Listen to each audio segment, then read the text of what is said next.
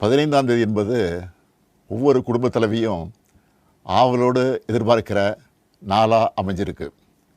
இவ்வளவு சிறப்பு வாய்ந்த இந்த திட்டத்தை மற்ற மாநிலங்களும் பின்பற்றி வராங்க.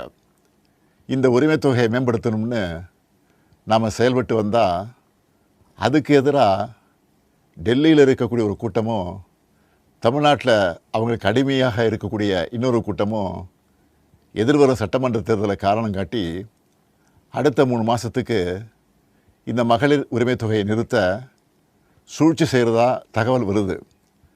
இது பற்றி நீதிமன்றத்தில் வழக்கு தொடரவும் சிலர் முயற்சி செய்வதாக செய்திகள் வருது.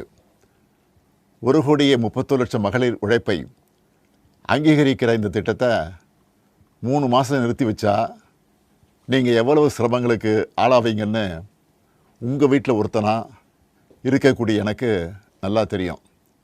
கடும் வெயிலில் வேலைக்கு போக கஷ்டமான கோடை காலத்தில் இந்த தொகை நிறுத்தப்பட்டால் உங்களுக்கு எவ்வளவு வலி ஏற்படும்னு என்னால் உணர முடியுது. உங்கள் மாதாந்திர செலவை எப்படி சமாளிப்பீங்க?